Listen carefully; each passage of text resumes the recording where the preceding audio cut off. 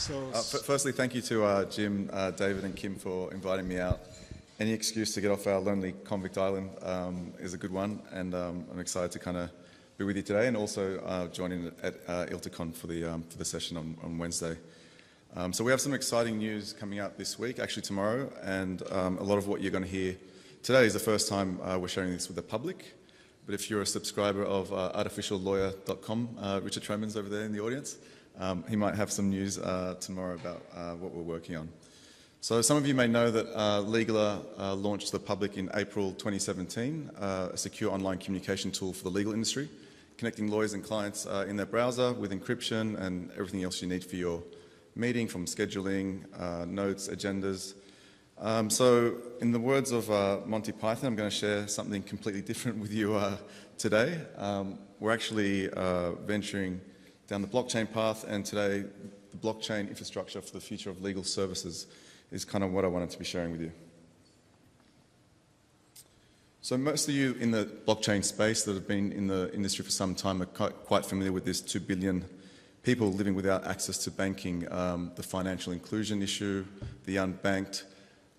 It's a huge problem, but it seems like we're making some headway with Bitcoin, cryptocurrencies, things like remittance to your family, getting a bank account, being able to get a loan to start a business. These are things that have been quite exclusive for some time, so we're kind of making some inroads there. But that's not much fun if you don't have the internet, so almost half the world's population is still living without internet. And again, we're making some good inroads with mesh networks, a new decentralized web starting to kind of consolidate, and so we're starting to make some inroads there. But there's a larger problem, a larger social issue that, surprisingly to myself, that a lot of lawyers actually aren't aware of, and that's that, according to the United Nations, 4 billion people live outside of access to justice and the rule of law. So that's over half the world's population, that pretty much what we're talking about today doesn't even apply to. And it's a lot more real than that, because in the developed countries, Australia's the same, UK, Canada, and the United States, about 80% of the population, so 4 out of 5 people, when faced with a legal issue, can't actually access the system. Too expensive, too difficult. So what if blockchain, the way it's solving the problems for internet access, the way it's solving the problems for banking, could actually be applied to solving the access to justice problem? As society's scaled, and we've gone past Dunbar's number, which is 150 people that you can actually easily have a relationship with, remember, interact with, we've relied on trusted intermediaries. So that goes for everything, for the way we get our food, the way we hire our car, for the way we use the internet. And so over time, we've had these centralized entities that become these bastions of trust that we've built platforms around, that we've built our lives around, everything from accounting to tax. So 2008, Satoshi's white paper came out and everything changed. For the first time, we finally had digital scarcity. We were able to codify trust. So that middle party was all of a sudden redundant. We no longer needed an intermediary to send money. So you could say the first DAO, which was basically Bitcoin, a bank with no CEO, no bank teller, no security guard, allowed us to transact just based on code. So again, what if we could apply that to the way we render legal services, to the way the legal industry is constructed? What I want to share with you today is Legaler's new ecosystem. It consists of four main layers. The first one is the DAO, which is basically us, the organization. Over time, as we build this technology out, we will decentralize ourselves. So a token will be used to incentivize the community to do everything from customer support, to picking curators, to basically maintain the whole system, governance, everything that is required to run this organization. So the main infrastructure layer is our blockchain. So we're building a public blockchain for the legal industry, designed with the legal industry in mind. And on top of that, we're building a software layer, which is a SDK that is quite modular, that we'll be building apps ourselves, legal dApps, decentralized applications, but also opening up to the public. So again, a public blockchain and a software layer that anyone can come along and build a decentralized legal application. And again, the Legaler blockchain has been designed for the strict confidentiality requirements of the legal industry. And there's also certain key scalability limitations that I guess every blockchain is struggling with at the moment that we're also looking to solve. So the first one is a unique randomized delegated proof of stake consensus mechanism. So our algorithm actually gets away from the blockchains like EOS, where you've got 21 nodes, and you're creating this oligarchy of 21, I guess the rich getting richer and having more power, block producers. What randomized delegated proof of stake does, again, it gets away from proof of work and Bitcoin's inefficiencies, and all of a sudden you can sample a group of block producers and rotate them and actually let them work in a cycle, so the distribution of block producing is spread out and fully decentralized and maintains decentralized over time. So combining that with PBFT, which is practical Byzantine fault tolerance, even if a third of the network goes malicious, you can still maintain consensus. So again, with these two combined, we have a pretty secure and decentralized network. One of the key problems with public blockchains like Ethereum is competing for gas fees. So everyone's competing for transactions all across the world, and you've got 20,000 or so nodes that need to maintain every ledger. Legler is leveraging Ethereum for its economic security, so it changes every day, but at the moment a $30 billion platform which is secured by economic incentives baked into the blockchain.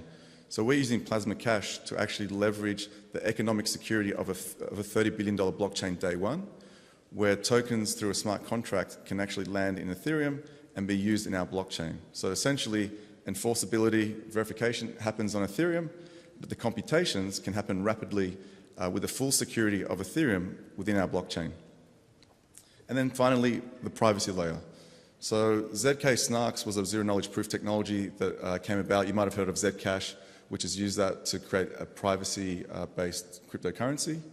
Well, it's evolved now. It's become a lot more efficient, and we have ZK Starks, which allows private smart contracts to happen in a very lightweight computation method. So you can have a public blockchain with the full security of a private transaction. And now we get to the software layer. So this is what we're building out at the moment, and I'll share with you one of the first use cases that we're putting out to the market. So the software layer allows anyone, a developer, a business, to come along and reimagine the current paradigm of legal services. So you can think of litigation funding, where you can use a token to actually raise funds from the crowd. To say you want to sue Volkswagen, you can actually have a tokenized crowd fund that vets cases and invests in those and pays a dividend as a security token to the public.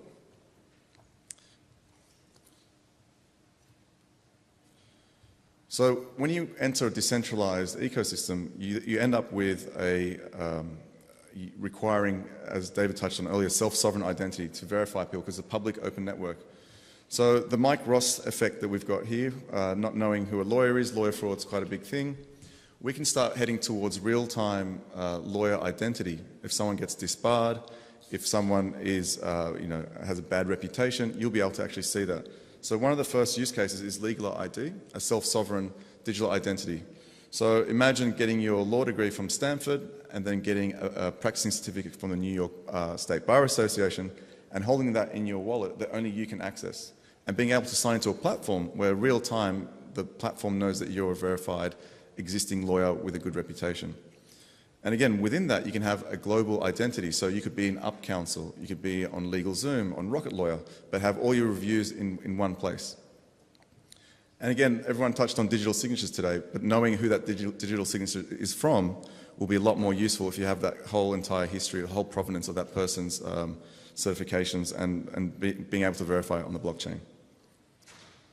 So again, the first use case of that is going to be we're working with institutions and law societies to actually create digital certification, hash that to the blockchain with a one-way hash, and then you could go to an employer for an interview, and they would be able to verify you on the blockchain. So again, you could actually sign into your favorite app, and your profile will be filled out straight away with all your reviews, all your professional history. So we're running a bit short on time, so I'll just skip along to the first in-house app that we're actually building with this technology.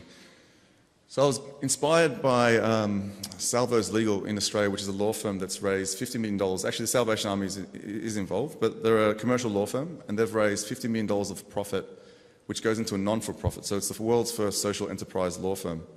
So I looked at that model and said, if one law firm can do so much to kind of put a dent in the access to justice problem, what if we could scale it? And started seeing the limitations with that. And somewhere along those lines, I was going back and forward in correspondence with Christoph Jensch, who created the DAO, the initial project that caused the fork in Ethereum. And he'd come up with, I guess the fallout from the DAO was that we could create a charity based on code. So the same rules that apply to Bitcoin, a company based on code that's completely transparent, you could apply for a charity. So combining those two, we came up with Legal Aid, which is the world's first decentralized and self-sustaining legal charity. So there's two ways that you can help someone in legal aid. One is a pro bono network, where the disadvantaged are matched with lawyers that are pro bono lawyers being incentivized by a rewards token. And again, this is completely transparent, and the lawyer has a reputation that is completely public. And finally, you're able to actually crowdfund social justice cases, where you can have a smart contract collecting funds from the public, and you can have full donor to recipient transparency.